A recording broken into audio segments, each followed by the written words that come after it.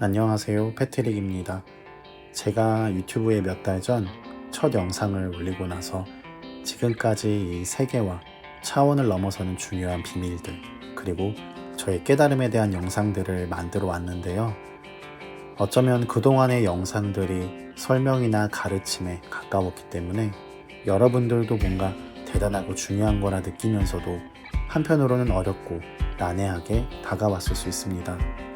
그래서 오늘은 제가 첫 영상에서 제 일상과 생각을 담담하게 담아내었던 것처럼 이번 영상에서 저는 저의 아주 개인적인 유년 시절부터 지금까지의 인생사를 솔직하지만 담담하게 영상에 남겨볼까 합니다.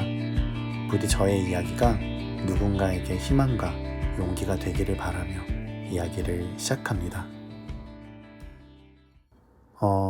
어디서부터 말을 꺼내야 할까 싶은데, 제가 어린 시절을 떠올려 봤을 때 가장 먼저 떠오르는 기억은 밤마다 어머니가 동생을 업고 저를 깨워서 도망가던 장면인 것 같아요. 어머니가 갑작스레 저를 깨우시면 저는 비몽사몽 졸린 눈을 비비면서 어머니 손을 잡고 집 앞에 공장 건물 1층 아래로 계단을 타고 내려가서 숨어 있곤 했어요. 아버지는 술만 드시면 공격성과 폭력성이 강해졌는데, 특히 밤이 되면 저 멀리서부터 술 취한 아버지의 욕설과 고함이 들렸고, 그 소리를 들은 어머니는 아버지가 잠들 때까지 피해 있기 위해 저와 동생을 데리고 숨어 계셨던 거예요. 만약 도망가지 못한 날이면 아버지는 자고 있는 저나 동생 입에 침을 뱉는다거나 소리를 지르면서 가끔은 때리기까지 하셨습니다. 그러던 어느 날 어머니가 옷을 차려입고 밖으로 나가는 것을 보고 저는 순간적으로 뒤따라가며 어머니를 붙잡았습니다. 제가 어머니께 어디를 가냐고 묻자 백화점 가서 과자 사올 테니까 집에서 기다리라며 저를 계속 떼어내시더라고요. 그런데 아이의 본능이었을까요?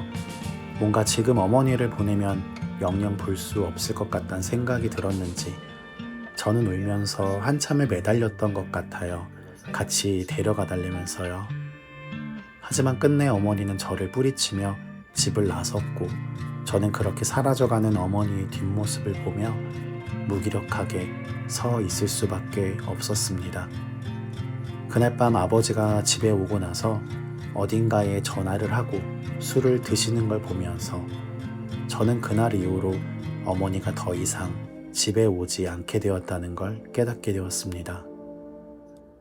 어머니가 집을 나간 건 단순히 슬펐다의 감정을 넘어서 이 세상에 인간으로 태어나 생생하고 격렬한 여러 가지 감정을 느끼게 되는 첫 순간이었어요. 어머니를 잡을 수 없던 무력감, 엄마가 나를 버렸다는 배신감, 그리고 어머니라는 존재가 자식을 버렸다는 것에 대한 분노. 제가 할 수 있는 건 아무것도 없었습니다. 그저 그 상황을 연약한 마음과 몸으로 받아내야만 했을 뿐이었죠.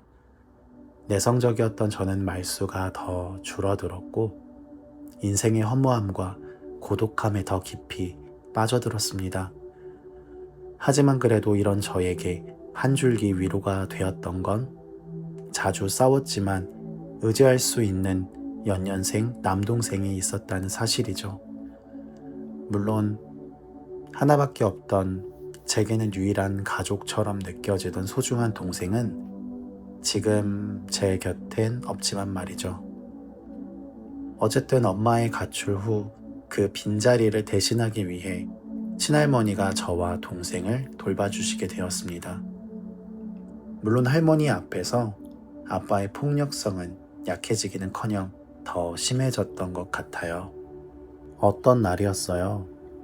동생을 집에 두고 근처 친척집에 다녀온 적이 있었는데, 대부분 집에 안 계시던 아버지가 그날은 집에 계셨고, 저에게 왜 동생을 두고 혼자 친척집에 갔냐며 갑자기 뺨을 때리고 주먹으로 배를 때리는 거예요. 저는 그 순간 놀람과 동시에 어마어마한 무서움을 느꼈고 아버지에게 무차별적으로 맞게 되었습니다. 저는 죄송해요, 살려주세요 소리치며 울었습니다. 그렇게 폭력을 당하던 수십 분의 시간은 마치 몇 시간이 지나간 것처럼 너무나 길게 느껴졌습니다. 아버지는 때리고 나서 또다시 아무렇지 않게 저를 대했습니다. 당시 제 나이 8살, 초등학교 1학년, 저에게 우주의 전부였던 부모님. 엄마는 본인이 살겠다며 집을 나갔고 아버지는 여전히 술주정에 폭언, 폭력을 일삼았습니다. 집은 그렇게 저에게는 도망갈 수 없는 지옥이었습니다. 아버지의 술 주정이나 폭언, 폭력 말고도 저를 고통스럽게 한 것은 바로 저의 병약함이었습니다. 저는 어렸을 때 정말 자주 아팠어요. 일주일에 반 이상은 학교를 가지 못했던 것 같아요. 저의 영혼이 이 세상의 밀도, 고통이나 슬픔 같은 에너지를 받아내기에 너무 연약했던 거죠. 할머니는 막내 아들의 첫째 아들인 저를 유독 이뻐하셨어요. 항상 배가 아파서 할머니에게 이야기하면 할머니는 밤새 제 배를 문지르면서 할머니 손은 약손, 패트릭 배는 똥배 이런 노래를 불러주셨습니다. 제 배를 문지르는 할머니의 손이 거칠고 투박하게 느껴졌지만 어느 순간 배가 따뜻해지면서 저는 아픔을 잊고 잠들기도 했습니다. 하지만 이 병약함은 단순하게 몸이 아픈 것 말고도 저를 괴롭게 한 것이 있어요. 그것은 바로 가위 눌림, 환청, 환영이었습니다.